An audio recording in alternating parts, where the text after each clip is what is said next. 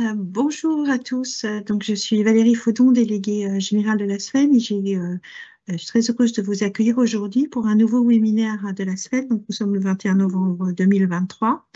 Et j'ai eu l'honneur d'accueillir Didier Witkowski, qui est directeur des études à la direction communication du groupe EDF. Et je crois que d'ailleurs, les informations qu'il va nous présenter aujourd'hui sont en avant-première. Donc, merci beaucoup Didier d'être là, de ta présence et de ce partage. Donc, le thème de notre webinaire aujourd'hui, c'est le climat et les énergies, un point sur l'opinion publique mondiale. Donc, comment évolue la perception du changement climatique dans les différents pays?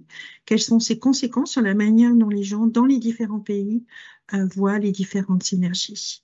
Alors, nous aurons une grande demi-heure de présentation de Didier.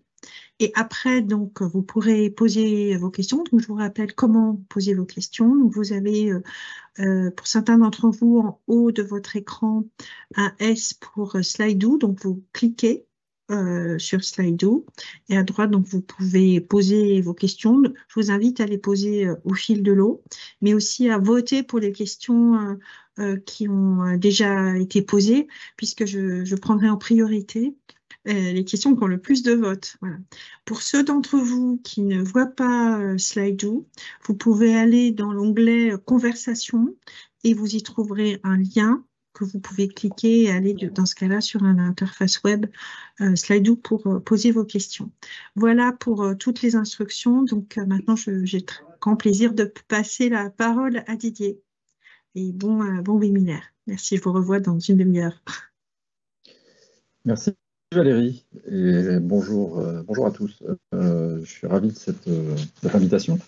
Et effectivement, ce que j'ai prévu de vous montrer aujourd'hui sur ce sujet du lien entre le climat, la perception du changement climatique et les questions énergétiques, eh bien, ce sont des résultats exclusifs et en avant-première puisqu'ils sortiront officiellement jeudi. Et donc, ces résultats sont sortis il y a à peu près un mois. Alors, de quoi il s'agit? Il s'agit d'une enquête internationale que nous réalisons depuis maintenant 5 ans. Elle s'appelle l'Obscope 2023 et elle a comme objectif de proposer un état des lieux de l'opinion publique mondiale sur cette question du réchauffement climatique. Cette enquête, elle est réalisée pour nous par Ipsos dans 29 pays, habituellement 30, cette année 29, parce que nous n'avons pas été en mesure de réaliser l'enquête en Russie. Mais vous voyez qu'avec cette enquête, nous couvrons tous les continents et que nous couvrons à peu près les 2 tiers de la population mondiale. Donc, c'est une enquête qui n'est pas exhaustive, évidemment, mais qui permet d'avoir un échantillon quand même assez fiable de la population mondiale. On va sur tous les continents, même si vous voyez que le continent africain n'est pas le plus représenté, notamment. Nous avons choisi les pays essentiellement, d'abord parce qu'on a sélectionné les pays qui étaient les plus producteurs de CO2 par habitant, mais on y a ajouté beaucoup de pays qui sont plutôt de l'autre côté de la barrière, et qui sont notamment les pays les plus exposés au changement climatique. On a donc 23 000 individus interrogés. Et le terrain a été réalisé, vous voyez, entre mi-août et début octobre 2023. On peut commencer déjà par s'interroger sur la place qu'occupe le changement climatique dans la priorité des publics. C'est une question qui, en France, en Europe, peut paraître un peu saugrenue aujourd'hui compte tenu de la place que les médias y accordent, mais est-ce que vraiment du côté de l'opinion publique, on est en accord avec cette priorisation? Eh bien, en tout cas, lorsqu'on regarde la hiérarchie des priorités environnementales du grand public mondial aujourd'hui, le changement climatique est bien en tête des priorités. Il est le seul sujet, vous voyez, ici on a la totalité des citations, c'est-à-dire tous les problèmes liés à l'environnement que l'on juge préoccupants dans son pays. On a bien le changement climatique tout en haut. Juste avant, un ensemble de pollutions qui sont les pollutions de l'air, de l'eau et par les déchets. qui viennent juste après. Mais le changement climatique est le seul sujet qui recueille, vous voyez, un taux de première citation très élevé, à 23%, et avec, vous le voyez, une distribution avec des taux parfois très élevés sur la totalité des citations autour du changement climatique dans des pays comme la Corée, le Royaume-Uni, l'Indonésie.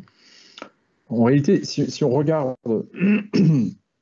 la distribution tout de même de cette priorité environnementale, priorité climatique sur la planète, on s'aperçoit assez vite que, notamment quand on regarde le taux de première citation, c'est-à-dire que les gens qui vraiment citent le changement climatique comme étant la première priorité environnementale, on voit assez bien apparaître des pays plutôt occidentaux, en fait.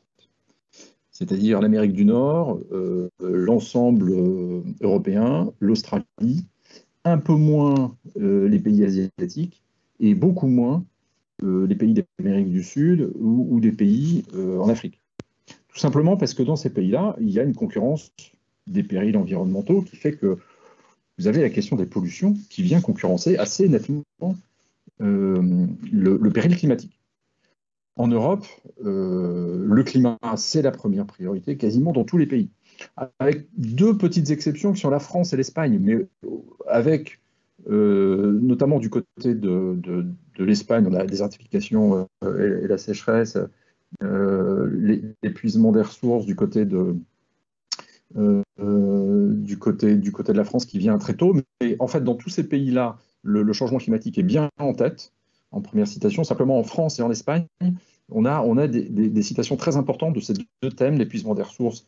Ça concerne beaucoup d'ailleurs l'épuisement de l'eau en France et la désertification sécheresse en Espagne qui vient se coller un petit peu plus au climat. Mais le climat est bien considéré comme la mère de toutes les batailles écologiques en Europe. Si on essaie d'ailleurs de regarder un peu quelles sont les différentes thématiques qui viennent concurrencer le climat dans les pays du Sud, vous voyez qu'à gauche, Australie, Europe, Amérique du Nord, c'est bien le climat qui est en tête, et puis vous avez des citations autour de la pollution de l'air et des déchets. Dans les pays en Afrique, au Moyen-Orient et en Amérique du Sud, vous avez beaucoup plus de sujets qui viennent concurrencer la priorité climatique. Donc ces pays-là, dont on va voir qu'ils sont souvent les plus inquiets face au changement climatique, et en même temps, ils ont du mal à considérer que le climat, c'est la seule priorité environnementale et la première qu'il faut mettre en tête de l'agenda politique, notamment. Alors, le changement climatique, est-ce que c'est une constatation unanime et un constat qui est réalisé partout? Oui, on peut dire que quand on regarde les résultats de cette question, est-ce que dans votre région, vous avez constaté les effets du changement climatique? Il reste peu de gens aujourd'hui sur la planète qui disent qu'ils ne voient pas les effets du changement climatique. On est à près de 80% sur l'ensemble de l'échantillon, on est à 78%. On va monter jusqu'à 91% en Amérique du Sud. On va descendre à des taux qui sont en dessous de 70% en Australie, en Europe et en Amérique du Nord quand même. Donc il y a tout de même des nuances. C'est-à-dire que la confrontation au changement climatique, c'est quand même l'affaire des pays du Sud. Un peu moins du côté des pays du Nord. Et on le voit d'autant plus quand on regarde la question, la réponse la plus qui dénote une intensité de la réponse, c'est-à-dire les gens qui répondent oui, tout à fait, je vois les effets. Vous avez des écarts qui deviennent assez importants entre les 59% de l'Amérique du Sud, le 47% du Moyen-Orient et les à peu près 24, 25, 30% qu'on trouve plutôt dans l'hémisphère nord. Donc un regard quand même assez différent. Et vous voyez tout de suite la contradiction, c'est que d'un côté, on a les pays du Sud qui se disent très confrontés au changement climatique, avec une sensibilité très forte, et qui, pour autant, ne mettent pas le changement climatique en tête des priorités quand on leur demande d'évaluer la situation environnementale de leur pays. C'est l'inverse en Europe. En Europe, on est moins exposé, mais on considère vraiment que le climat est la mère de toutes les batailles. Ça se traduit par quoi, ce changement climatique, du point de vue des symptômes les plus visibles? Il y a une sorte de consensus planétaire autour de la question des canicules et des fortes chaleurs. En fait, partout sur la planète, c'est vraiment l'événement sur lequel les gens s'accordent le plus. Ils sont effectivement confrontés aux canicules. Pardon, vos micros sont ouverts, excusez-moi. Vous voyez tout en haut, on a des taux qui dépassent très largement les 50-60%, même 70%, un peu partout. On assiste bien à des fortes chaleurs, un peu moins en Europe et en Amérique du Nord que dans les pays du Sud. Et vous voyez aussi la spécificité de la France, qui, sur ce sujet-là, exprime un niveau de confrontation aux fortes chaleurs qui est aussi fort que dans les pays du Sud, aussi fort que dans des pays comme le Maroc, la Turquie. Et donc, il y a une spécificité française. La France est très exposée, en tout cas les Français se jugent très exposés aux canicules, ainsi qu'aux sécheresses. Qui là, la France est aussi très atypique par rapport à l'Europe et dans le monde. Hein, et évidemment, là, vous avez le reflet de ce qui s'est passé à l'automne 2022, voire du début de l'année 2023 et de l'impact du manque d'eau qui stresse énormément les Français depuis le début de l'année 2023. Donc, au fond, le changement climatique, c'est bien le réchauffement du climat. C'est ça qu'il faut retenir, c'est que avec cette prégnance des fortes chaleurs, le changement climatique, c'est l'augmentation des températures. Vous avez un effet rebond qui est le dérèglement des saisons, qui est cité aussi un peu plus fortement un peu partout. Mais le dérèglement des saisons, c'est dû au fait que les hivers sont plus chauds et qu'on fait un peu moins de différence entre l'été et l'hiver. Alors, face à ça, comment le public réagit? Il réagit par une forte inquiétude, une préoccupation qui est quand même très élevée. Quand on leur demande de noter leur niveau de préoccupation sur une échelle de 0 à 10, vous avez 43% de la population mondiale qui se situe sur les deux échelons les plus élevés. 43% donc, qui se disent très préoccupés par le changement climatique. On retrouve par grande zone géographique cet étagement, si vous voulez, assez classique, entre d'un côté une préoccupation très très forte, beaucoup plus élevée au Sud, et notamment en Amérique du Sud, qui est le continent qui exprime toujours la sensibilité la plus forte au changement climatique, et l'Europe et l'Amérique du Nord, dont vous voyez que le niveau de préoccupation est quand même plus faible. On est du simple au double entre l'Europe et l'Amérique du Sud. Et il y a plus de 10 points d'écart entre l'Amérique du Nord et le Moyen-Orient ou l'Asie, par exemple. Donc là encore, cette contradiction entre la crainte, la sensibilité et ce qu'on voyait tout à l'heure sur le fait que, pour autant, il y a tellement d'autres choses que le climat, l'environnement, que ce n'est pas forcément la priorité. Il y a quand même un lien, et c'est intéressant, on a utilisé cette année pour analyser l'enquête un indice qui s'appelle l'IRC, qui est un indice qui permet de mesurer la vulnérabilité, ou plutôt l'exposition des pays aux catastrophes climatiques. Donc ça prend en compte le nombre de catastrophes vécues par ces pays entre 2000 et 2019. Et ce nombre de catastrophes est mis en relation avec les impacts réels que ces catastrophes ont sur les pays. C'est-à-dire, au fond, ce que ça teste, les niveaux de résilience des pays, c'est-à-dire compte tenu de leur niveau d'infrastructure, on mesure les impacts humains, les impacts sur l'économie. Et au fond, on définit une sorte d'indice de fragilité, si vous voulez, des pays au changement climatique. Donc ici, vous le voyez, plus vous êtes en haut sur ce graphique, plus vous êtes un pays vulnérable, c'est-à-dire que les effets se font sentir très fortement quand il y a des catastrophes climatiques. Les effets sont très forts sur l'économie, l'humain, etc. Vous avez tout en haut de ce graphique dans des pays comme le Japon, l'Inde, l'Australie, donc pas uniquement d'ailleurs des pays du Sud, mais vous voyez, on a un mélange de pays développés et de pays émergents. À droite, plus vous êtes à droite de la grille, et plus vous êtes préoccupé par le changement climatique. Et en fait, ça marche assez bien. C'est-à-dire que la préoccupation, elle est bien liée à la vulnérabilité. C'est-à-dire que les populations ressentent et perçoivent intuitivement le fait que leur pays est touché par les catastrophes, mais en plus, ces catastrophes ne permettent pas un niveau de résilience suffisamment élevé. Alors que quand vous êtes en Norvège, en Suède, à Singapour, finalement, vous êtes moins exposé aux catastrophes, et donc le niveau d'inquiétude est moins élevé. Donc, ce niveau de vulnérabilité, c'est un bon indicateur vous voyez, qui est assez lié à la psychologie des populations, en tout cas la manière dont ils ressentent le changement climatique, même si vous voyez que la corrélation est de 0,54, il y a des pays qui s'éloignent un peu, hein, par exemple comme le Japon, qui a beau être très très vulnérable, n'a pas un niveau de préoccupation très élevé, qui est plutôt le Japon est assez atypique, comme l'Australie d'ailleurs. Vous voyez que ce sont des pays qui n'ont peut-être pas conscience du niveau d'exposition de leur propre pays.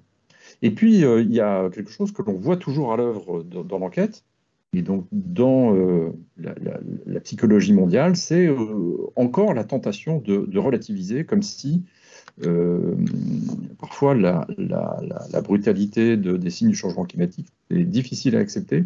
En tout cas, ce qui est toujours très étonnant, c'est que quand on pose la question et qu'on demande aux gens de se projeter dans l'avenir, est-ce que le changement climatique aura, là où vous habitez, des conséquences, que des conséquences négatives, que des conséquences positives, là il y a quand même très peu de gens, que des conséquences négatives, c'est 59% de la population. Mais ce n'est pas l'intégralité. Vous avez du coup, vous avez notamment 27% des gens qui vous disent, le changement climatique, c'est à la fois du négatif et du positif. Et dans cette population, vous avez pas mal de Norvégiens, vous avez des Allemands, des Indonésiens, des Nigérians qui sont pas aussi certains que le changement climatique, ça n'apporte que du négatif. On a des pays, notamment souvent dans des climats plutôt froids, qui finalement voient d'un bon œil un réchauffement des températures. Enfin, ça fait quand même un rapport de force 60-40 qui nous laisse toujours un peu interrogatif, parce que toujours 40% finalement de la population qui ne voit pas que des effets négatifs au changement climatique. Et en France, on est même, vous voyez, au-delà, on est à 48% de la population qui relativise les effets à venir du changement climatique. Donc il y a un vrai décalage entre le catastrophisme assez général que l'on entend et que l'on voit dans les médias quasiment au quotidien, et le ressenti des publics qui a tendance à mettre à distance ce niveau de catastrophisme. Et puis, autre relativisation, quand même, c'est le climato-scepticisme qui perdure, alors qui maintenant, je pense, ancré dans un rapport 65-35, c'est-à-dire qu'on a 65% de la population qui souscrit aux origines anthropiques du changement climatique, mais 35% qui soit le rejettent, et même rejettent l'idée qu'il y a même un changement climatique, là on est aux alentours de 9%, et 27% qui disent, non, le changement climatique, en fait, c'est plutôt la nature, il n'est pas d'origine humaine, il est sans doute plutôt d'origine naturelle. Les années précédentes, on s'était un petit peu alarmé de voir remonter les origines naturelles, voir le climato-scepticisme hard.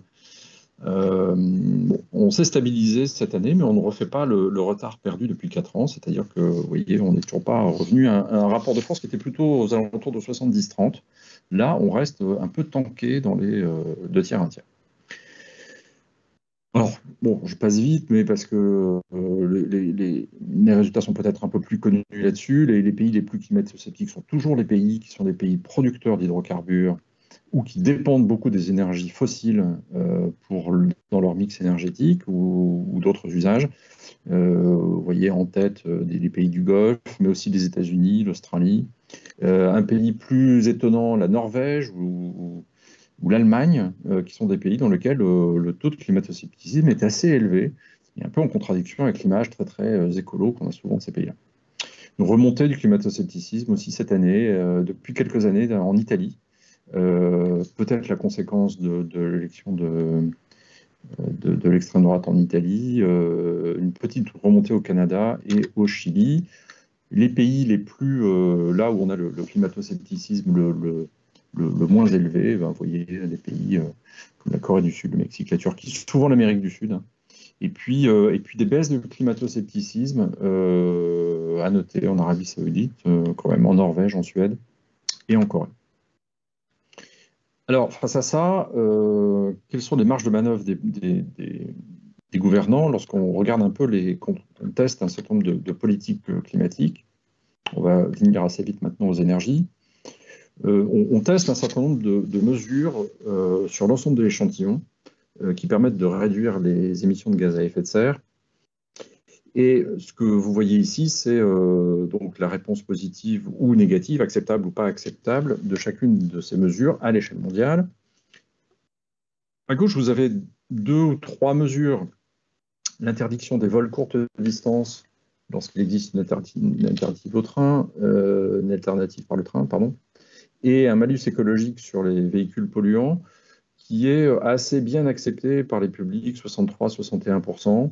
D'abord parce que les vols courte distance, tout le monde ne prend pas l'avion, loin de là, et que le malus écologique, là aussi, tout le monde n'est pas concerné par l'achat de gros véhicules SUV, etc. Donc, bon, c'est des mesures qui sont assez bien acceptées. Pour le reste, on est dans des eaux qui sont très, très mesurées et très, assez polémiques. C'est-à-dire qu'on est dans des zones, vous voyez, qui sont aux alentours de 50-40. Donc, jamais dans des situations très, très consensuelles. Quand on arrive notamment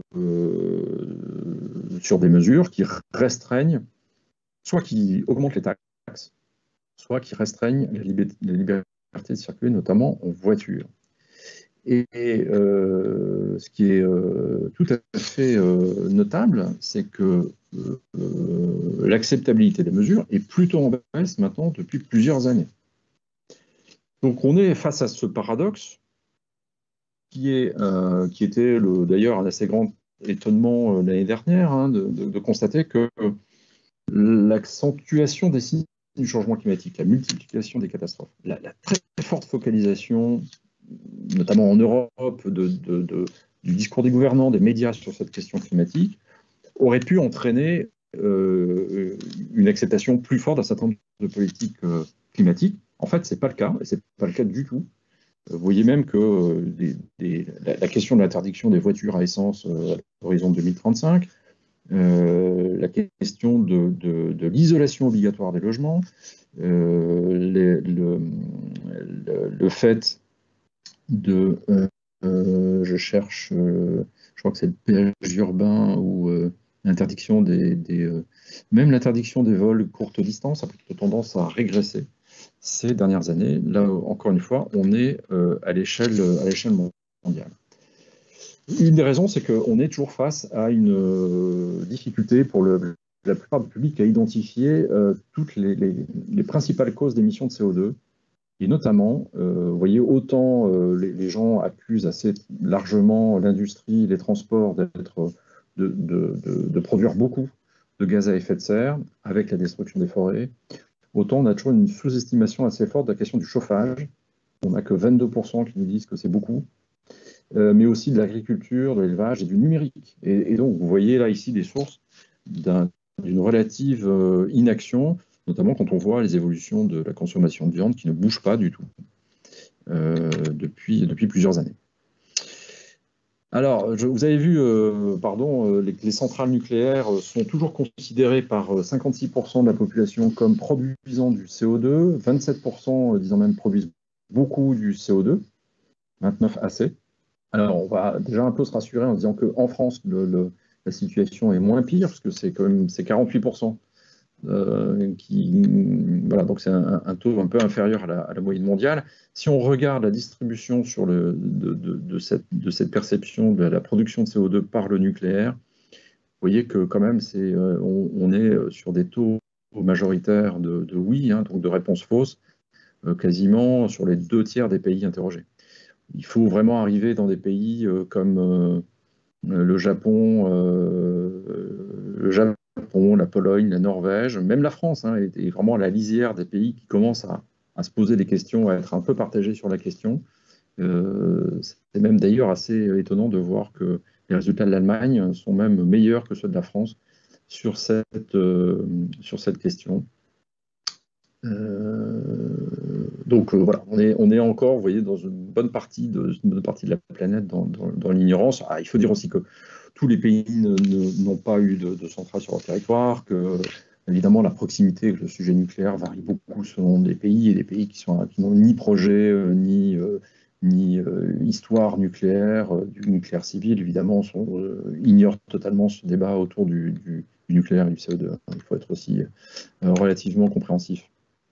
Alors, justement, sur la production d'électricité, qu'est-ce qui est possible aujourd'hui? Quelles sont les grandes options acceptées et acceptables par l'opinion publique? On a une question qui est dans l'enquête qui interroge le public sur la production d'électricité.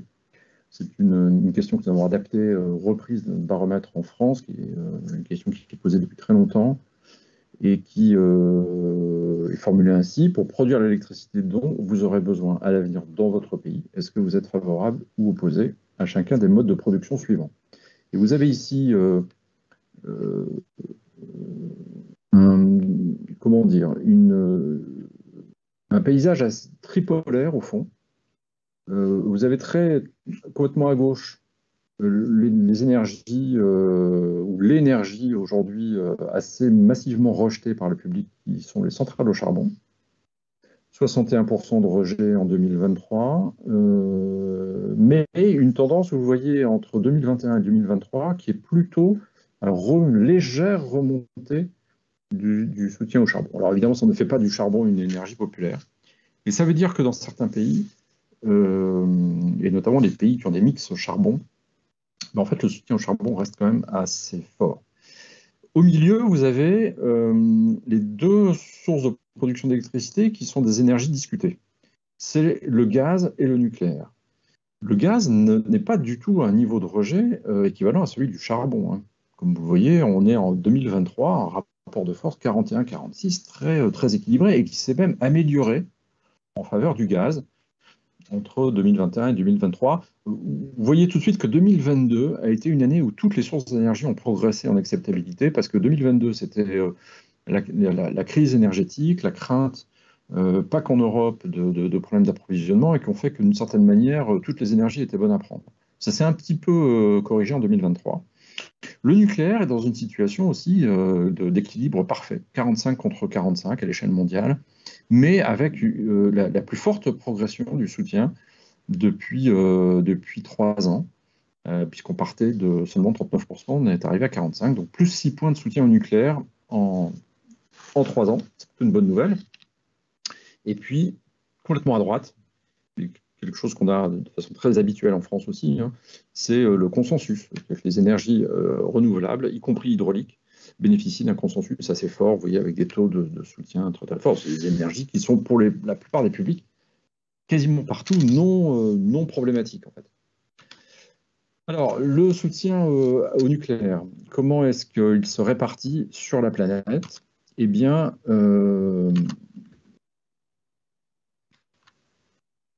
suspense.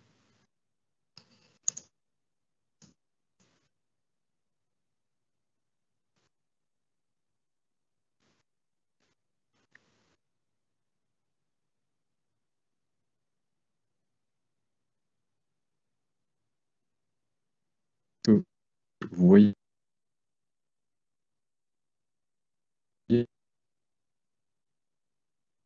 le tableau.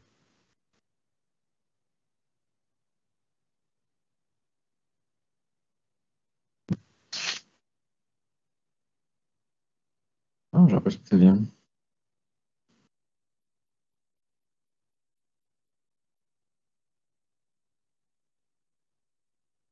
Voilà.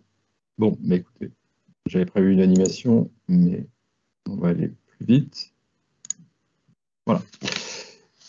Didier, Voilà comment on t'a légèrement perdu un petit moment là, mais ça y est, tu es revenu, hein, juste pour te dire. Ouais.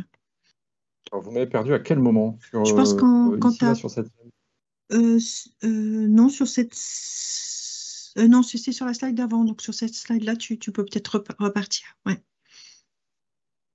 Alors, donc, je reviens en arrière.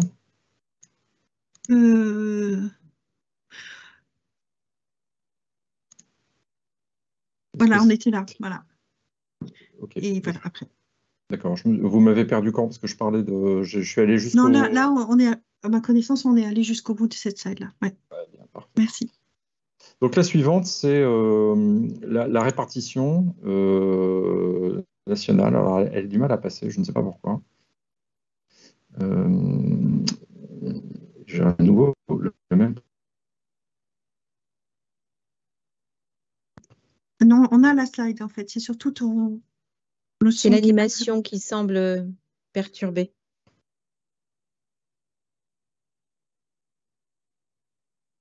Problème.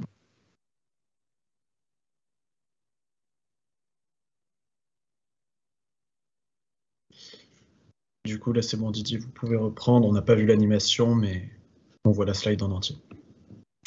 Vous voyez la slide en entier, là? Oui, nous avons toutes les lignes. Ok.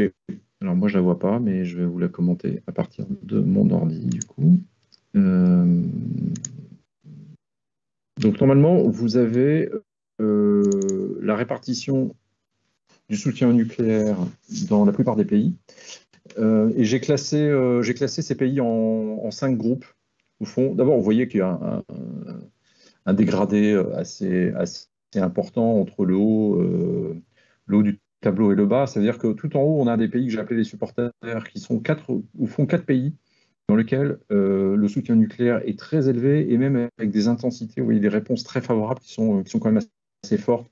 C'est la Pologne, la Chine, la France et l'Égypte, ce qui était déjà le cas d'ailleurs l'année dernière.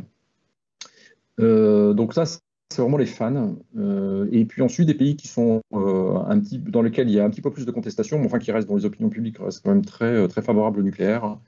Vous voyez, ça va de l'Arabie Saoudite aux Émirats. On a ici à la fois un mélange de pays de l'hémisphère sud ou de pays développés, puisqu'on a l'Inde, on a aussi la Suède. On a au milieu du tableau des pays dans lesquels, que j'ai désigné comme étant indécis, mais dans lequel, au fond, il y a des rapports de force plus importants entre les pour et les contre. Bon, je suis d'accord que les États-Unis et le Canada, on aurait pu les mettre dans les pays favorables. Simplement, on commence à arriver dans des taux d'opposants qui sont quand même assez importants. Je l'ai mis dans des indécis, mais bon, c'est un peu discutable. En tout cas, ce qui est intéressant, c'est qu'il figure un pays comme l'Allemagne.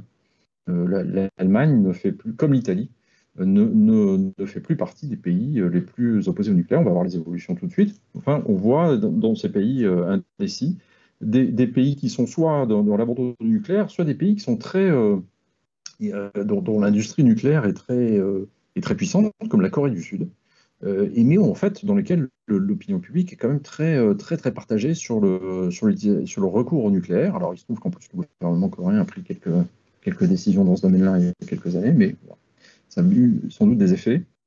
Et puis en bas de tableau, des pays qui sont défavorables, voire réfractaires au nucléaire. Ils sont pas très nombreux, mais enfin quand même, c'est des pays dans lesquels... alors la Turquie, de façon étonnante, alors que c'est un pays dans lequel il y a des projets, des constructions en cours, il me semble.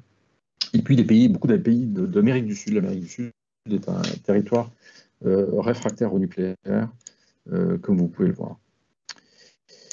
Voilà, je suis en retard. Voilà mes 5 groupes de pays que vous pouvez retenir, voire discuter parfois l'intégration de tel ou tel pays dans un groupe, mais voilà, ça permet de fixer un peu les idées. Alors, comment ça a évolué ces dernières années?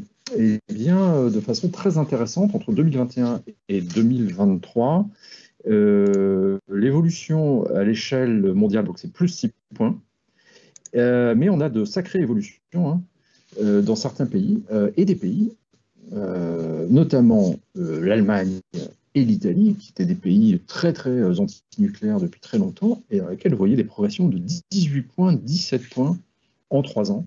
Des pays qui ont évidemment été très marqués par la crise énergétique de 2021 et 2022. On voit aussi au Japon une progression de 13 points.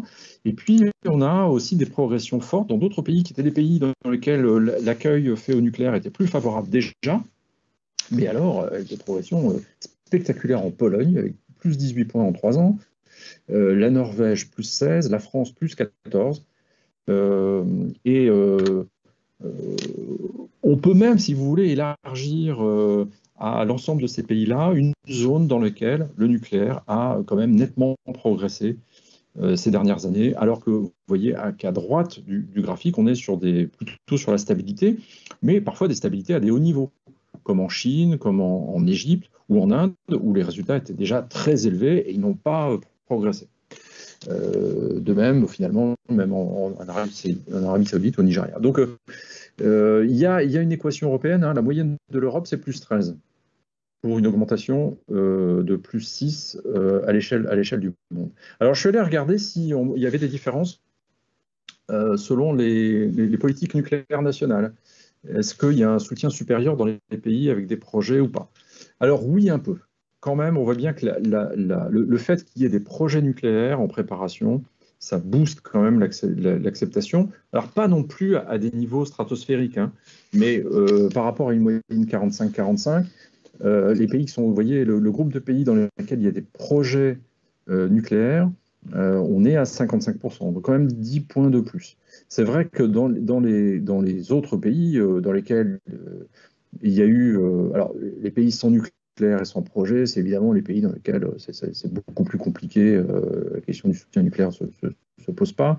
Mais les pays, on voit bien que les pays qui ont abandonné le nucléaire, qui ont déclaré vouloir abandonner le nucléaire, comme l'Espagne, l'Allemagne,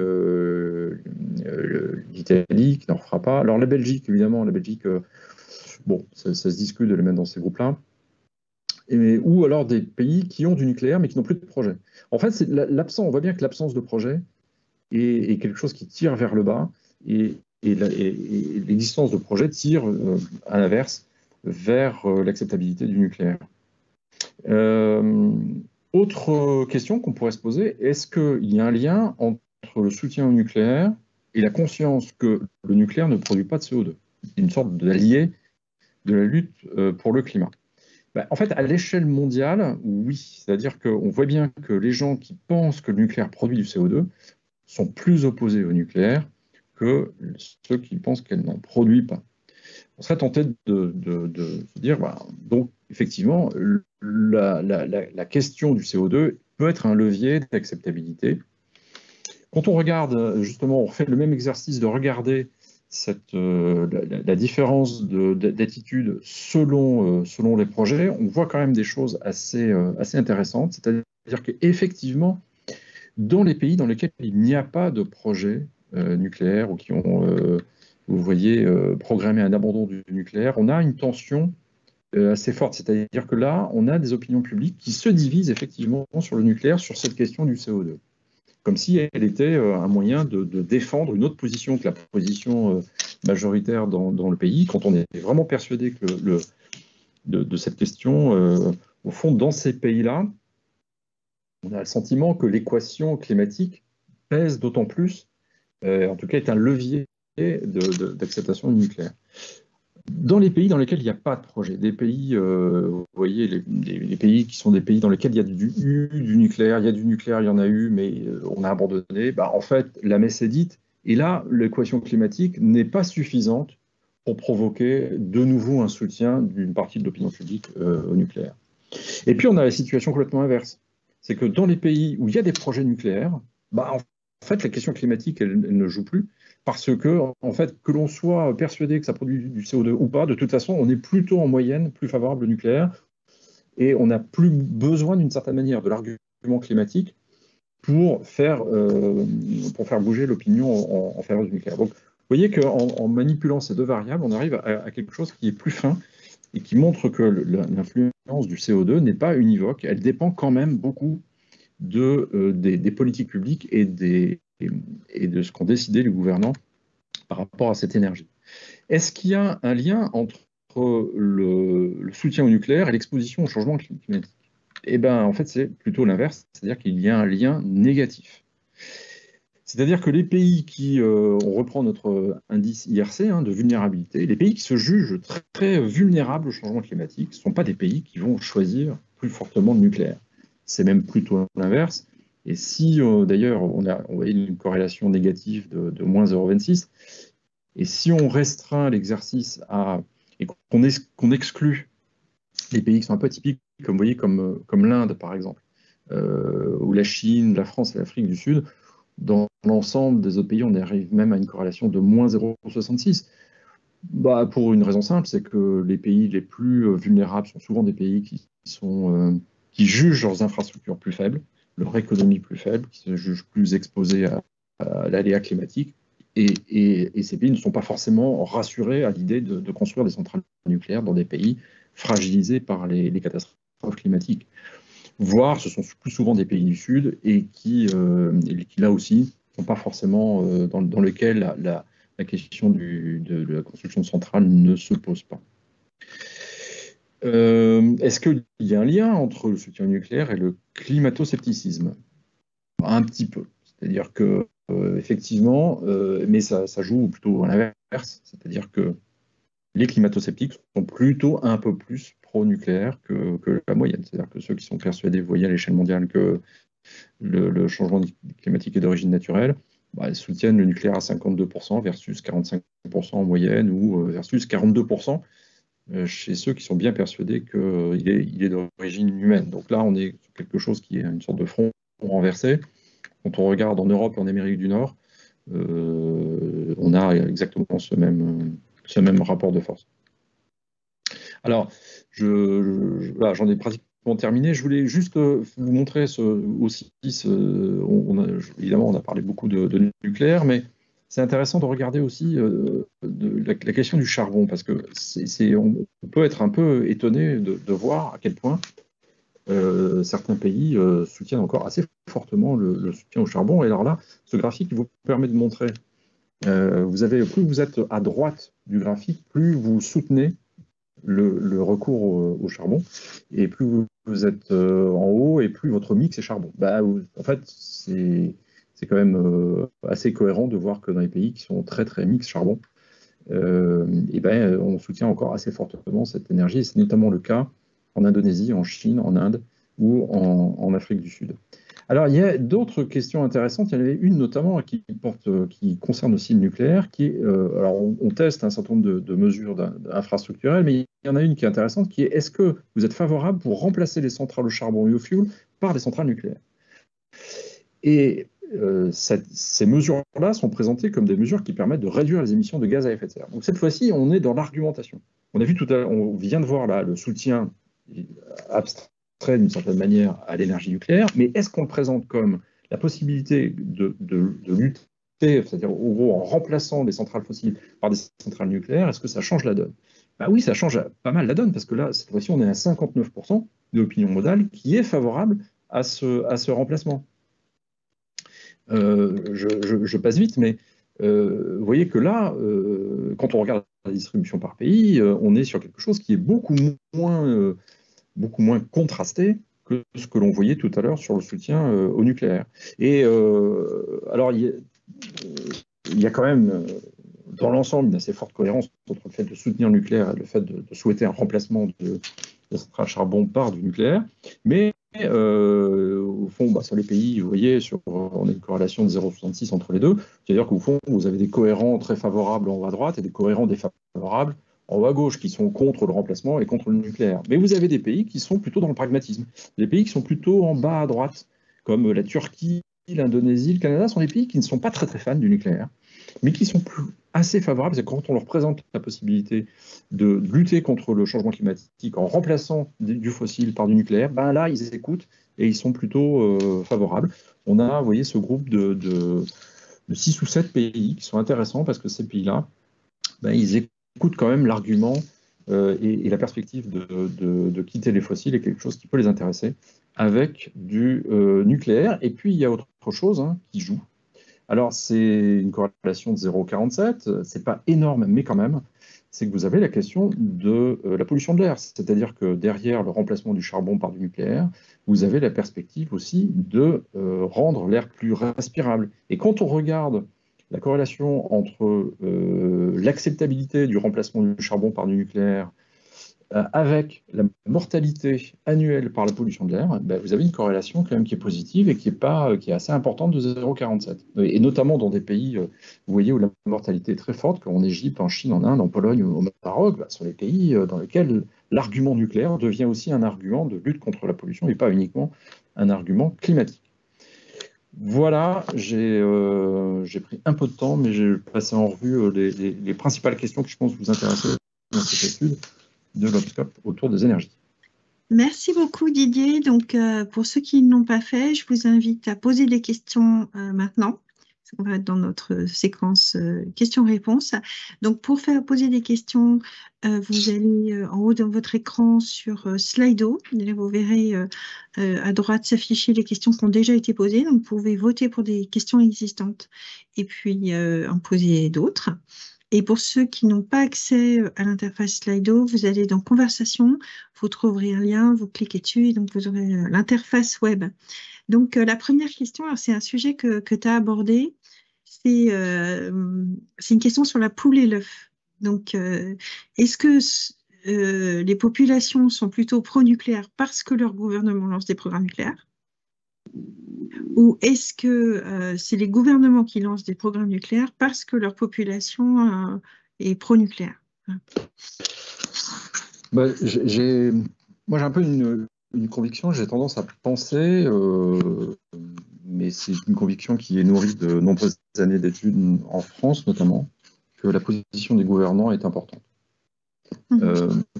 Et que ça fonctionne plutôt dans ce sens-là parce que le nucléaire, on le voit quand même dans quasiment tous les pays, est un sujet, alors notamment dans les pays qui n'ont jamais eu de nucléaire civil, est un sujet qui me laisse très très à l'écart, qui ne mobilise pas et qui n'intéresse pas plus que ça le public. Donc les idées, a priori, sont construites sur quelques éléments de cadrage qui viennent de l'idéologie, qui viennent parfois, et souvent d'ailleurs, plutôt des préférences politiques, souvent. Mais en réalité, y compris en France, quand on laisse la possibilité, quand on pose des questions aux gens sur le recours au nucléaire, qu'on laisse la possibilité aux gens de dire qu'ils peuvent être hésitants, Valérie, tu connais les résultats par cœur comme moi, on a quasiment 50% de la population française qui ne prend pas position, soit qui n'a pas d'opinion, soit qui est hésitante. Et dans ce cadre-là, ça fonctionne bien dans l'autre sens, c'est-à-dire que les signaux qui sont envoyés à un moment par les dirigeants, les politiques publiques, d'autant plus si elles interviennent dans des cadres qui ne sont pas trop polémiques, ce qui a quand même été le cas en France depuis 2017-2018 notamment, eh ben, on a un effet d'entraînement. C'est-à-dire que on est dans un modèle où moi j'ai tendance à penser que c'est plutôt l'opinion qui suit les gouvernants que l'inverse. Et donc il y a effectivement, et c'est un peu ce que suggère quand même le slide que je vous ai montré sur les pays à projet. Oui. Ok, merci beaucoup. Alors, une autre question de Marc. Y a-t-il un risque qu'il y ait un nouveau revers dans l'opinion, puisqu'on a vu qu'on avait une forte augmentation, et auquel cas, quelle pourrait être la source de ce revers? On pense évidemment à l'accident nucléaire, mais aussi à des dérives de coûts, des retards, des abandons, comme l'annonce de NuScale. Voilà. Comment tu vois ce risque, en fait? Alors moi, je ne crois pas du tout au risque économique lié à des difficultés, des retards, etc. En tout cas, l'exemple français montre qu'avec des retards successifs sur le père de Flamanville, on n'a jamais mesuré un quelconque effet de ces retards sur le soutien des Français au nucléaire. Je pense que toutes les questions économiques laissent les gens très très loin, très très à distance. En fait, au fond, vous avez que la partie, vraiment les élites qui lisent la presse économique, qui se tiennent au courant de ces sujets-là. Sauf quand vous avez une mise en scandale qui généralise le sujet, qui le simplifie à l'extrême. C'est-à-dire qu'en gros, il faut que vous soyez sur un scandale de type Eurotunnel. Mais même Eurotunnel, finalement, aujourd'hui, les gens ont complètement oublié et puis ils prennent le tunnel sous la Manche. Bon, pardon, c'est un peu café du commerce, mais en réalité, je me demande même, moi, aujourd'hui, si même un accident nucléaire provoquerait un revirement de l'opinion publique mondiale, peut-être dans certains pays, peut-être les pays les plus proches concernés, etc.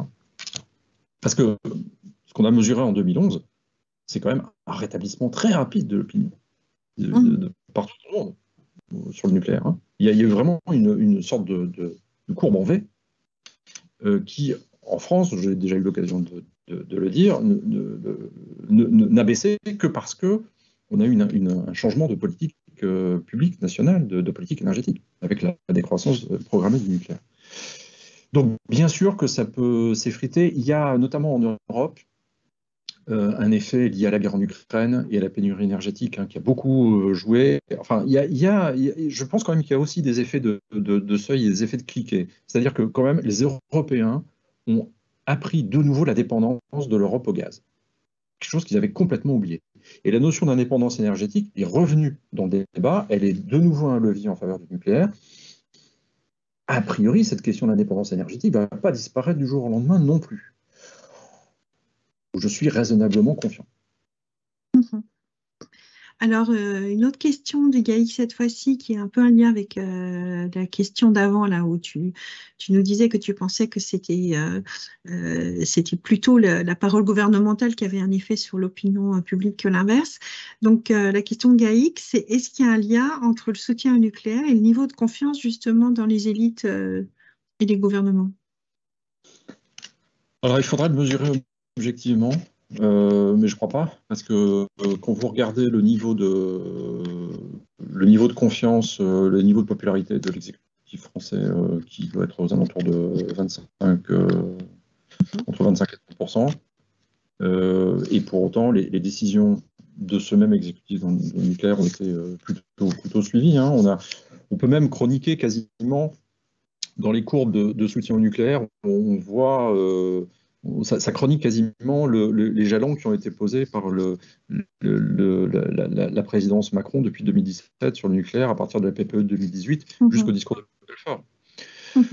Si vous voulez, il y a quelque chose qui, à un moment, tient de l'ordre du consensus de la société, du consensus public. Et finalement, sur une question énergétique qui est une question que les gens jugent comme étant transpartisane, qui est une question technologique aussi beaucoup, qui est pas tant que c'est une question idéologique, et ben même un exécutif pas très populaire réussit à faire les choses. Alors en France, il y a une équation aussi qui a beaucoup joué, c'est l'affaiblissement des opposants.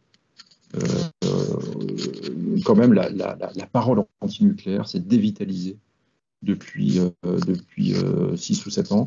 Et moi, ce que j'observe dans les enquêtes, c'est non seulement, bien sûr, l'augmentation du soutien nucléaire, mais surtout la baisse des opposants.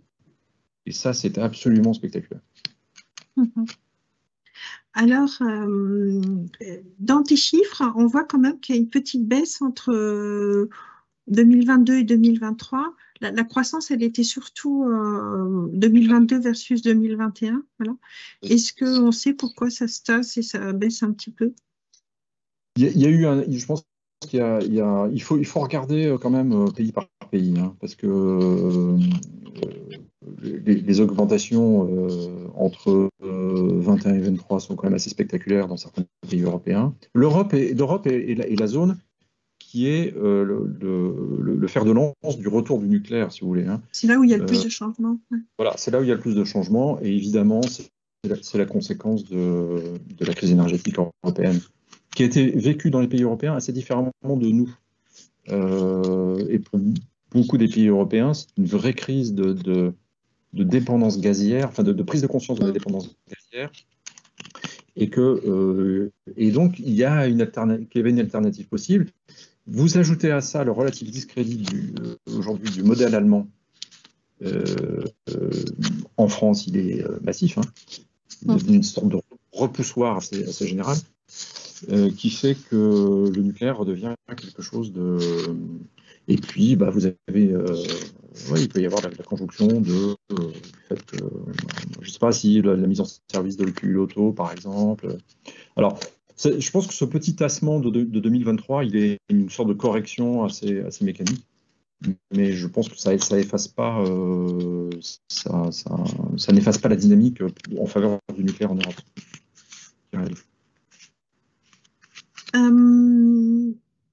Alors, tu montrais des différences entre les pays du Sud et les pays du Nord, mais on n'a pas complètement le sentiment, ou je me trompe peut-être, que les pays du Sud sont moins enclins à faire des sacrifices que les pays du Nord, au titre qu'ils ont une sorte de droit de rattrapage.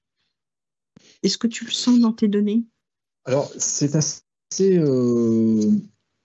D'abord, il y a un premier étonnement, c'est de voir que on a des taux de climato-scepticisme qui sont assez élevés dans les pays du Sud. Et d'une certaine manière, souscrire aux origines naturelles du changement climatique, c'est renoncer à demander une compensation de la part des pays du Nord, compte tenu de la production de CO2. Si on est logique, quelque chose qui ne marche pas là-dedans. Donc, première remarque. La deuxième, c'est que l'acceptabilité des politiques climatiques, elle est beaucoup plus faible dans les pays du Nord que dans les pays du Sud. Alors là-dessus, j'avais une slide que je ne vous ai pas montrée, mais qui était quand même assez intéressante. Je ne sais pas si je peux vous la remontrer très brièvement, mais non, j'ai dû l'enlever. Mais en gros, sur toutes les mesures, notamment qui portent sur le recours à l'automobile, vous avez les pays occidentaux sont vent debout. Les péages urbains, la limitation, le fait de réserver la circulation dans les centres-villes aux voitures électriques, le malus écologique, etc. C'est dans les pays européens, en Amérique du Nord, qu'on est le plus défavorable à ces mesures-là. Les pays du Sud, ils sont beaucoup plus favorables. Mais alors, ils y sont plus favorables aussi pour une raison possible, hein, c'est que la probabilité qu'en réalité on mette vraiment en application cette mesure-là paraît beaucoup plus faible. D'abord parce que vous avez des moyens de régulation qui sont plus faibles, un système juridique moins solide, des capacités administratives à mettre en place ces mesures-là, sans doute dans l'esprit du public des capacités de contournement de ces mesures. Imaginez que vous mettez en place un péage urbain dans certains pays, dans certaines capitales. En fait, les gens imaginent que, bah oui, mais on fera autrement, on contournera, etc. Donc, en fait, les gens sont d'autant plus, si vous voulez, favorables à l'application de ces mesures qu'en fait, elles ont assez peu de chances d'être appliquées. Il y a un autre effet, c'est que dans les pays du Nord, dans les pays d'Europe et d'Amérique du Sud, certaines mesures sont déjà programmées ou en préparation. Et donc, comment dire, le combat est d'autant plus, pour ceux qui sont opposés, le combat et l'opposition est d'autant plus fort, si vous voulez. Mais moi, ça me laisse penser, je ne suis pas le seul à la lecture de ces résultats, qu'en fait, notamment dans les pays développés, les marges de manœuvre des gouvernants sont vraiment faibles pour faire accepter des mesures qui contraignent les déplacements et les déplacements autour. Les Français se crispent. Alors, les résultats de cette année en France, c'est vraiment la crispation des Français sur la question de la voiture, qui est beaucoup plus forte qu'en Europe, et l'Europe étant déjà beaucoup plus forte que dans le monde. Est-ce que tu pourrais nous faire un petit commentaire particulier sur le Japon? Parce que tu disais que le changement est surtout en Europe à cause de la crise du gaz, mais les chiffres sont aussi, ont bien progressé au Japon aussi. Oui, alors moi je connais peut-être pas suffisamment bien la situation japonaise, mais il me semble que le gouvernement japonais donne des signes aussi de vouloir redémarrer les centrales. Ça fait assez longtemps en fait. Il est possible il faudrait vraiment poser la question à quelqu'un qui connaît bien le contexte japonais, mais il est possible que le renchérissement du prix de l'énergie, on est dans un pays qui dépend quand même beaucoup du pétrole et du gaz, et ces dernières années, l'augmentation de ces coûts-là a peut-être fait basculer une partie de l'opinion japonaise qui n'en peut plus de devoir augmenter les prix, soit à la pompe, soit le coût du chauffage. Donc ça, c'est quand même une hypothèse. Vous avez une sorte peut-être d'effet d'entraînement des décisions de redémarrage des centrales qui pèsent.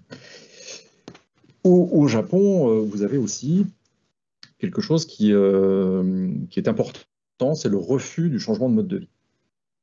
Alors, ce refus du changement de mode de vie, il est en progression. Je ne vous ai pas montré le résultat, mais il est en progression partout dans le monde. C'est-à-dire qu'il y a une véritable crispation sur cette question de la remise en cause des modes de vie. Ça ne cesse de baisser. Depuis, on est passé de 53 à 46% de gens qui se disent aujourd'hui favorables à un changement de mode de vie pour lutter contre le changement climatique, avec une montée parallèle de la solution, des solutions technologiques, voire du défaitisme. Au Japon, c'est toujours très fort. C'est-à-dire que la situation japonaise est quand même très... on a affaire à une population qui, face à l'environnement, met toujours sa question de ces traditions, de ce mode de vie en vigueur et qui en fait ne veut pas énormément bouger. Donc il est possible que, malheureusement, le nucléaire soit compris par une partie de la population comme un moyen de maintenir de maintenir le mode de vie japonais. On arrive à la fin, il est 13h. J'ai une petite question d'Alain qui dit que les inondations, ça va monter en Europe après octobre-novembre et que le public est très sensible au présent et peut ainsi changer d'avis en fonction de l'actualité. Est-ce que tu as un moyen de vérifier ces évolutions fréquentes? Alors, y a pas tu l'as en France, non? Parce que tu as un baromètre mensuel en France, non? Oui, non, je n'ai pas de mesures suffisamment récentes en France. D'accord. Non, je crois pas du tout à ça. Je crois pas du tout à la question de l'eau. Elle est pas suffisamment centrée en France. Le débat, en fait, il est sur les bassines. Il est aujourd'hui sur l'adaptation. Moi, je pense qu'on va aller entrer de plus en plus dans un débat adaptation, en fait. Alors, le débat adaptation, il va percuter un peu le nucléaire, quand même. Oui. Mais en réalité, c'est pas une angoisse, c'est pas une angoisse très très forte. L'angoisse des Français face à la question de l'eau. Alors vous avez la question des inondations, évidemment, puis vous avez la question de la pénurie d'eau, qui est un autre sujet qui nous intéresse nous aussi beaucoup du côté du nucléaire. Bon, la pénurie, elle inquiète pour l'eau potable, elle inquiète, mais pas tellement pour les. Vous avez un niveau aujourd'hui en France, on a un niveau de confiance dans l'exploitation des centrales qui est quand même assez remarquable, qui a fait qu'on est passé quand même à travers de crises. On a traversé la crise de la CSC et des nouvelles fissures à Penly l'année dernière de façon très très étonnante. Autour de cette idée importante qui est que aujourd'hui, une centrale nucléaire, ça se répare. Et ça, c'est une idée relativement nouvelle. C'est-à-dire qu'en fait, un incident, même des fissures dans une centrale nucléaire, c'est plus synonyme de danger de mort. C'était quand même plutôt le réflexe, évidemment très très mis en avant par les opposants qui sonnaient le tocsin à chaque fois qu'il y avait la moindre feu de poubelle dans une centrale nucléaire. En fait, aujourd'hui, c'est quand même assez spectaculaire, mais vous pouvez parler de fissures dans une centrale nucléaire et les gens dans l'enquête vous disent mais ils vont réparer. Et j'ai confiance dans le fait que ça va être réparé. Voilà. Donc, le niveau de résilience, c'est pour répondre en partie, pas complètement, mais un peu en partie quand même, à votre question sur les inondations, etc. Le niveau de résilience des centrales nucléaires me paraît quand même assez bon dans l'esprit du public. Ok. Écoutez, merci. On arrive à la fin de ce webinaire passionnant. On pourrait te poser encore plein de questions. On en a plein qui sont remontées. Et merci beaucoup, Didier. C'était vraiment passionnant. Merci. Et puis, bonne publication et succès pour l'UBSCO. Merci beaucoup.